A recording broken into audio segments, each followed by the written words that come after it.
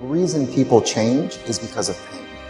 The reason we grow is because we get uncomfortable and we embrace being uncomfortable. But being honest with the pain that we feel is usually the prime mover for people to do the work that is necessary.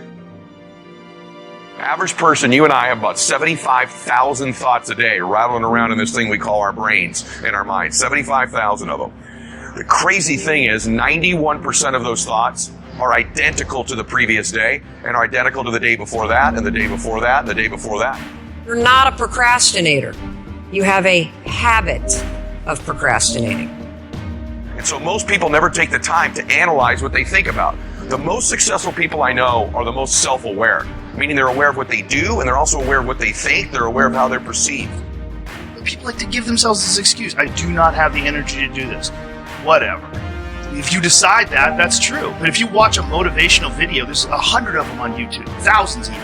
Go watch one, you'll get fired up. You're like, I'm going to jump some rope. You jump some rope, you do something. Just do some push-ups, do something, do some body weight squats. You'll feel better. Some of them maybe, but I think some of them just don't have discipline. There's an issue with that as well. There's also an issue with momentum. You're not used to doing it. It's not a part of your life. It's not something that you're accustomed to pushing yourself. There's been many days where I didn't want to work out. I just didn't feel like I had the energy, and I just forced myself. And I think there's very few people out there that know how to force themselves. And we wonder why our life seems to repeat itself over and over again. So really the difference in our life, if we have 75,000 thoughts a day, here's the crazy thing, 91% of them are exactly the same. The separation in our life is in those 9% of their thoughts, because remember this, these magnets are pretty powerful. That's why I'm always saying that your obsessions become your possessions, because they do. You draw into your life exactly what it is you think about. It's a physical reality that you attract to yourself what you think about. So the difference in our life is 9% of our thoughts. That's why people say all the time, the difference between winning and losing is so small, it's almost too scary to talk about. And really, we've identified what it is. It's 9% of what we think about alters the direction of our life. So what I'm here to tell you today is you've got to hone in and get aware of what you think about and then alter those 9% of the thoughts that are variable on a daily basis to serve you. And you know, people are very tough. And it turns out that if you face things, that you can put up with a lot more than you think you can put up with, and you can do it without becoming corrupt. You have to be alert when you're suffering. You have to be alert to the beauty in life, the unexpected beauty in life. And you know, you have to look for those that little bit of sparkling crystal in the darkness when things are bad. You have to look and see where things are still beautiful and where there's still something that's sustaining.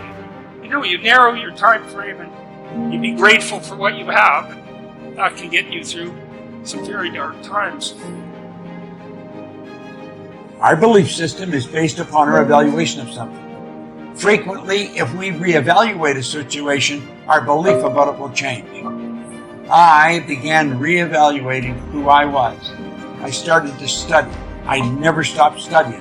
And I found as I reevaluated, I had a much higher opinion of myself. I found out things about me that I would have never believed if you had told me.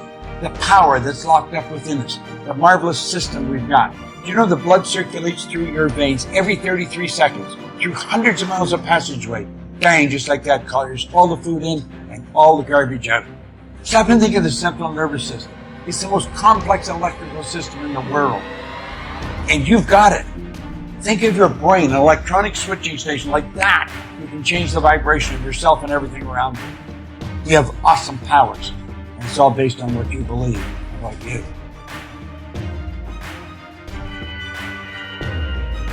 If you want to change yourself, if you want to acquire something, if there's some goal that you want to reach, changing your behaviors, overcoming negative habits, it's challenging. It's hard. Most people go through life never discovering what their talents are. Most people never develop their talents. The only thing that's going to make you happy, my friend, in this year or any other, is to step up. It's to raise the standard. It's to discover what you're capable of and feel that incredible power pushing through whatever's holding you back and get to the other side of more of your true self. That's what this game's all about. When you step into your fears, and continue to push yourself to go on, something happens for you. If you look at somebody who's really successful and you think, wow, I mean, they're so amazing, they're such a genius, you gotta dig underneath, you gotta remember something. People are rewarded in public for what they practice for years in private. If you don't develop the courage to do that which has been given you to do, and you spend a lot of time going around trying to convince other people or trying to get their approval, what will happen is that you will lose your nerve. And other people will convince you that what you're doing doesn't have any value, and you'll give up on your dream. How much time do you have left? How much time do you have left? Jeremiah said, "Your word, O Lord, is like fire shut up in my bones." I believe there are some dreams shut up in you. Like fire, you're going to feel your destiny calling out. It may not have happened the first time. The loan didn't go through. You didn't get chosen for the part. The medical report wasn't good. That's okay. This is a new day. What God started, He's going to finish. You may have missed some opportunities, but God knows how to make up for lost time. He's going to give you another chance. He said in the book of Joel, "I will restore the years that have been stolen."